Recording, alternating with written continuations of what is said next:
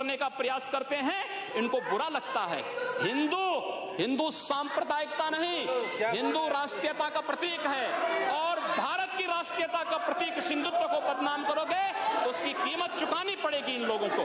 और इसलिए महोदय, मैं आप सबके आपके माध्यम से एक बार कहना चाहता हूं, महोदय, एक बार गुरुदेव रविंद्रनाथ टैगोर ने कहा था, गुरुदेव रविंद्रनाथ टैगोर ने एक बात कही थी।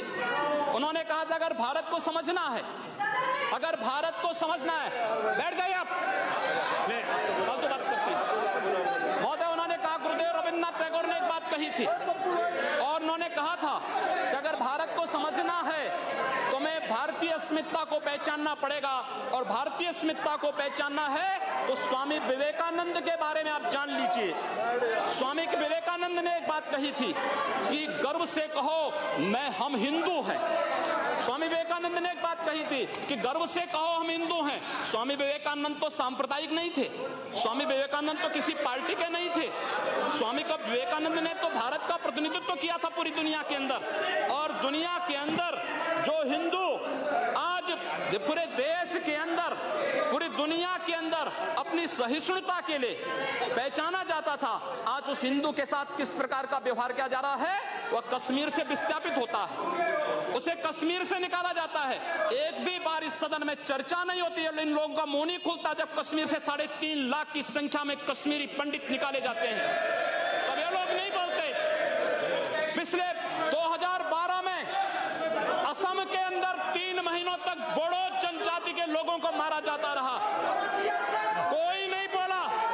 महोदय, कोई नहीं बोला। जम्मू कश्मीर के बाद जम्मू कश्मीर के हिंदुओं के मारने पर कश्मीरी पंडितों को उनके घरों से बेदखल कर दिया गया, एक भी बार ये लोग बोले नहीं, इनको पीड़ा नहीं हुई।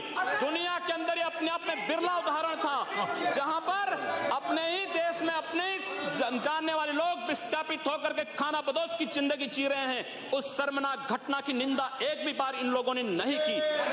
मुंबई के दंगों पर ये लोग मौन रहे, जमशेदपुर और भागलपुर के दंगे कांग्रेस के समय हुए थे, एक भी बार इन लोगों ने उस पर चिंता व्यक्त नहीं की। और तो और 1984 में इस देश के अंदर जिन सिख गुरुओं का योगदान इस देश को बचाने और इस देश की धर्म और संस्कृति और इस देश के समाज को बचाने में बहुत महत्वपूर्ण थी, उन सिखों के कत्लेआम पर भी इनको शर्म महसूस नहीं होती है। और आज लोग इस देश के अंदर बात करते हैं सांप्रदायिक सौहार्द की, इनका पूरा चेहरा सांप्रदायिक हिंसा से रंगा हुआ है, सांप्रदायिक एजेंडे से रंगा हुआ है। और इसीलिए बंधु महोदय, इस देश के अंदर असम में क्या हो रहा है, बांग्लादेशी घुसपैठिए इन लोगों के अपने हो गए और इस देश में लाखों वर्षों से रहने वाला समुदाय पराया हो गया। इस देश